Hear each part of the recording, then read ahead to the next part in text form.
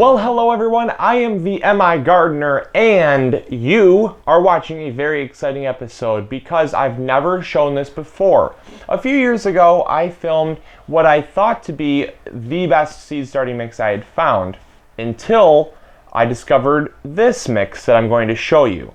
Now, I'm going to go into details for why I think this is the best mix, but basically, in short, this is going to be a seed starting mix. A lot of people tend to undercomplicate it, and other people tend to overcomplicate it.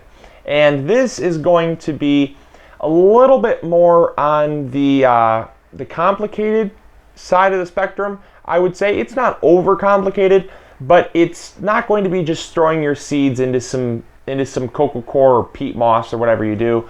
And that is because I have kind of a different way of doing things. You know, if you've watched me before, I typically like to, I like to grow big or go home, obviously. And so I'm not going to put in 50% effort. I'm going to put in 150% effort because I believe when you put in 100% effort or more, you're going to get 100% or more back. So next, now that we got that out of the way, next is what this mix contains.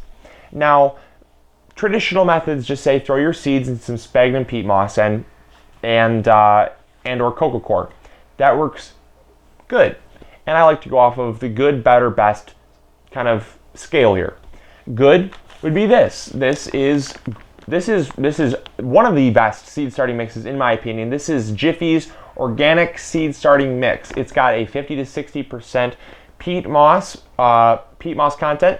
It has vermiculite and it's pH balanced with lime. So this is good.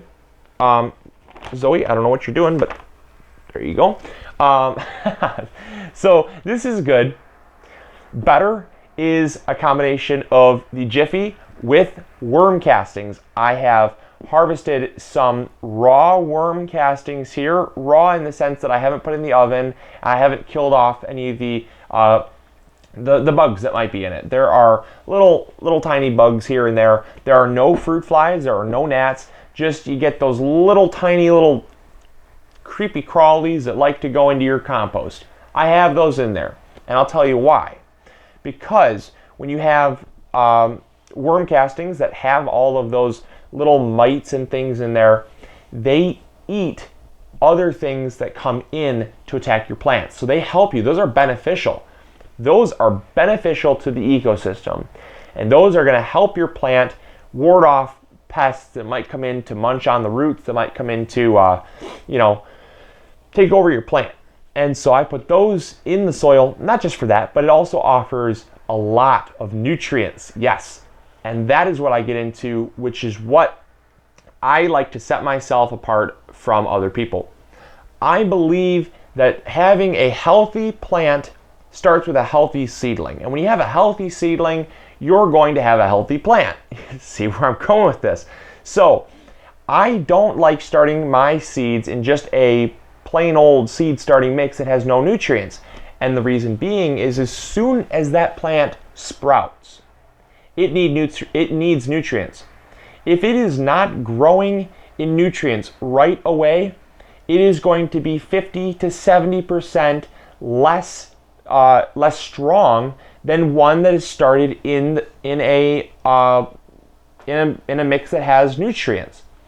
And that's kind of just the gist of it. That is why. Because if you have something that is 30%, 50% is strong, it might look good to you, but when you compare it to a plant that's grown in nutrients, you'd say, wow, I can see what I'm doing wrong. And that was the thing, is I had a great mix going on a couple years ago, but when I started mixing in the beneficial microbes and bacteria and nutrients into my seed starting mix, and having my plant start from the seed to the time it fruited in that mixture, getting kind of friendly with the bacteria and the fungi, and getting into that symbiotic relationship that nature has naturally, it is so much better.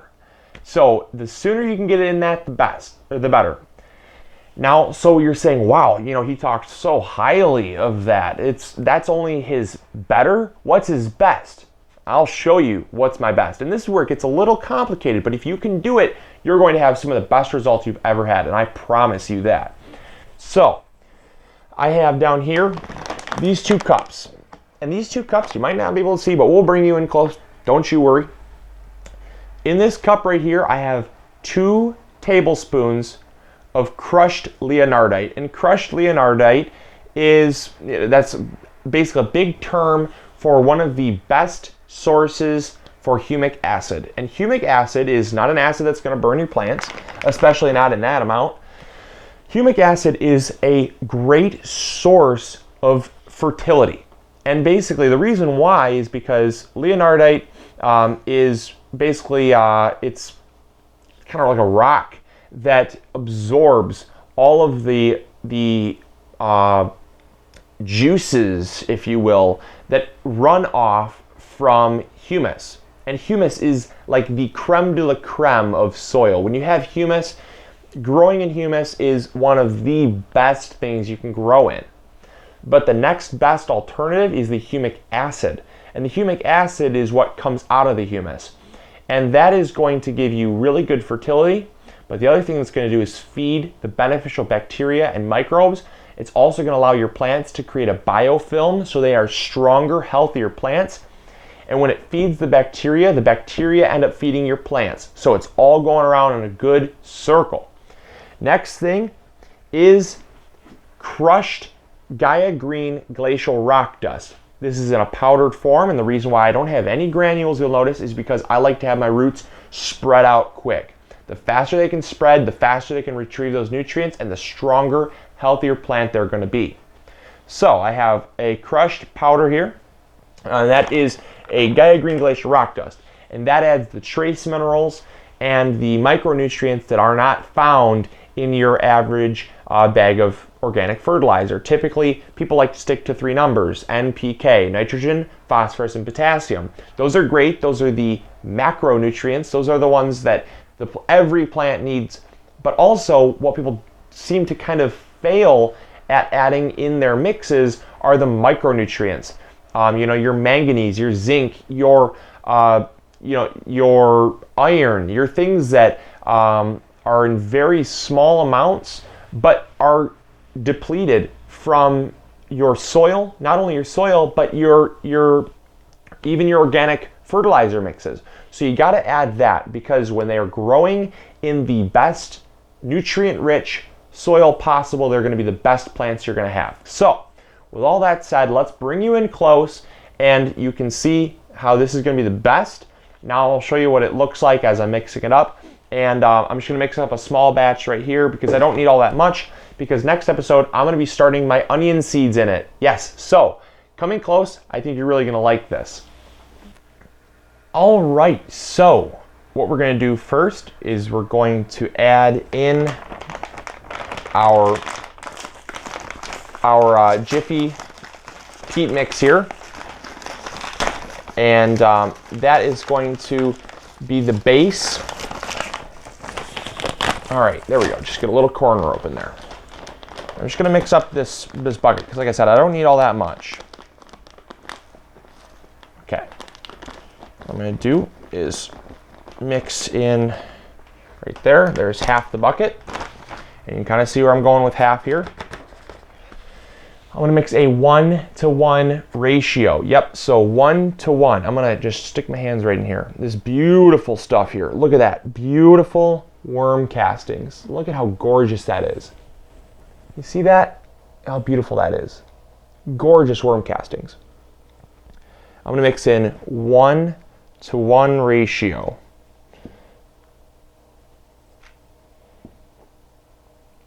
And a lot of people are wondering, oh man, what if with all that organic matter, you get your fungus gnats in there? That will happen. So when you plant, you're going to want to sprinkle either sand or vermiculite on top of your plants.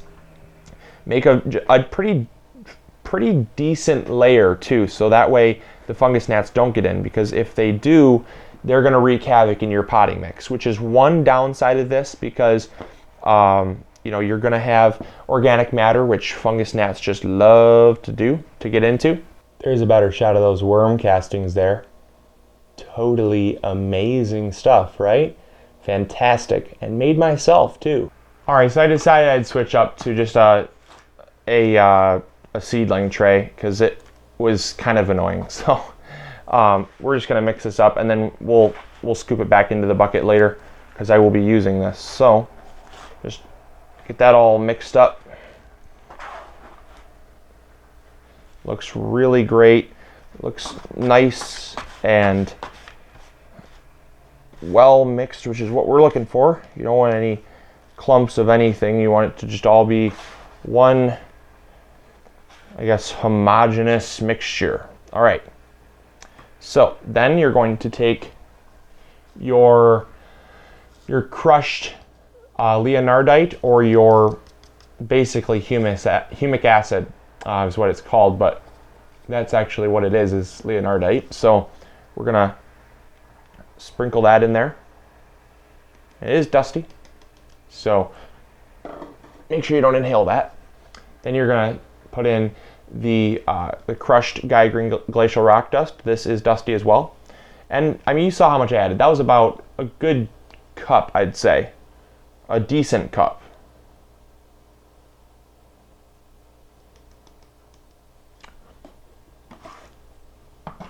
And we're just gonna mix that in. Just fold it gently so it doesn't puff, because it is dry.